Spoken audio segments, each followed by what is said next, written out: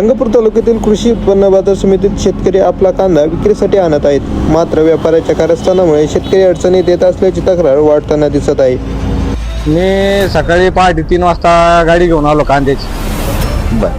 तर कांद्याचं बीट झालं चालू 10 वाजता. 10:15 ते 10:30च्या दरम्यान बीट झालं. काय भाव गेला कांदा? काय भाव गेला?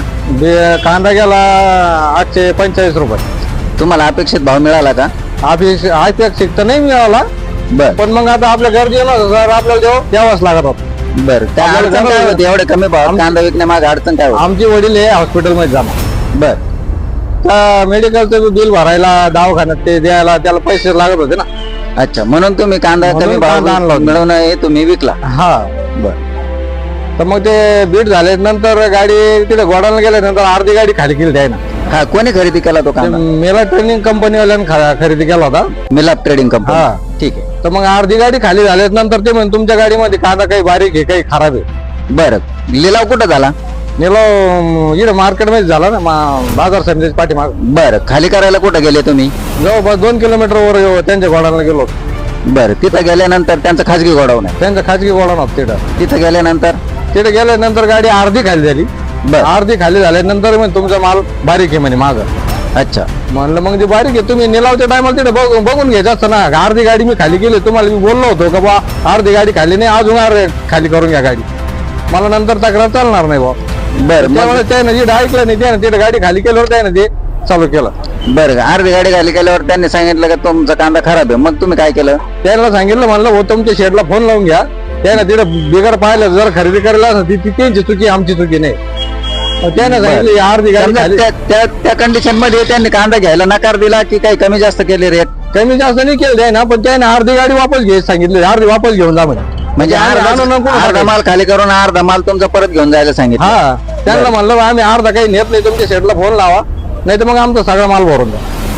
अच्छा. तर त्याने आमचा माल तर भरून तिला घेऊन जा म्हणे वापस, आणि पुन्हा 200 रुपये घेतले वरून भरायचे. अच्छा, बर. त्यानंतर मग तुम्ही काय केलं? त्यानंतर इथे मार्केट कमिटीमध्ये आलो, तक्रार देऊन टाकल्या, मी पोहोच केली, हे अर्ज घेऊन टाकला पोहोच पावतीचा. ठीक. आता उद्या पाहू काय काय निकाल लागतो, माहिती काय होतं समजा उद्या. हो, ठीक. आता हे होत आहे, बीट होते, त्याच्यानंतर परत त्याचा भाव कमी केला जातो किंवा शेतकऱ्यांना परत भरून नेण्यासाठी सांगितलं जातं. नाविलाजाने शेतकरी कमी रेटमध्ये त्या व्यापाऱ्यांना त्या गोडाऊनला विकतात. तसं वास्तविक पाहता एकदा बीट झाल्यानंतर त्या बीट करताना त्या संबंधित व्यापाऱ्याने त्या ठिकाणी माल बघून घेणे, त्याची प्रत कोणती आहे त्याचा विचार करूनच त्या दरानुसार खरेदी करणं अपेक्षित आहे. एकदा तुम्ही बीट झाल्यानंतर, लिलावात बोली बोलल्यानंतर तुम्ही त्याच दराने माल खरेदी करणं अपेक्षित असतानाही बरेच व्यापारी बाहेर, गावाच्या बाहेर असलेल्या 5-5 किलोमीटर बाहेर असलेल्या गोडाऊनला खरेदी करतात आणि 5-5 किलोमीटर अंतर त्या शेतकऱ्यांना स्वतःच्या वाहनातून न्यायला लावतं.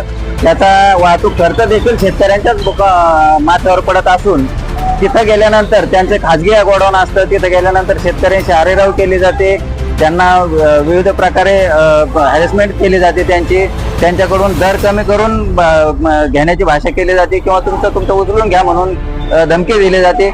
असे प्रकार करत असतानाही वास्तविक या संबंधित जेव्हा आम्ही मार्केट कमिटीकडे बघितलं असता, त्यांनी सांगितलं की आमच्याकडे लेखी तक्रार कोणाची नाहीये, त्याच्यामुळे आम्हाला कारवाई करण्यास अडचणी येत आहेत आणि मार्केट कमिटी त्या बाबतीत त्यांच्यावर कोणी अंकुश नसल्याचं आणि शेतकऱ्यांच्या हिताकडे बघत नसल्याचं दिसून येत आहे. संबंधित शेतकऱ्यांनी आपल्याकडे मिलाप कंपनी विरुद्ध तक्रार दिली आहे. आपण या विरुद्ध काय कारवाई करणार?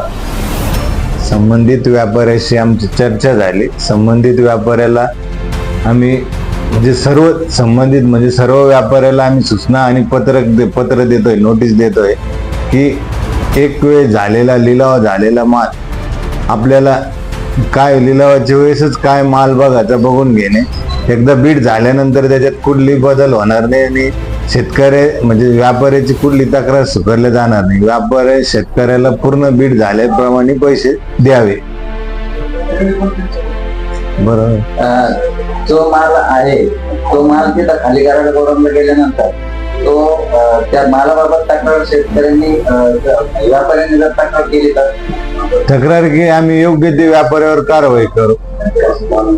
आता पहिले आम्ही त्यांच्या संबंधित व्यापाऱ्याला सगळ्याला आम्ही लेखी सूचना देणार आहे. त्यानंतर त्यांचा नाही बदल झाला तर कारवाई संबंधित लायसन्स सस्पेंड करून जे योग्य कारवाई ते योग्य कारवाई करू.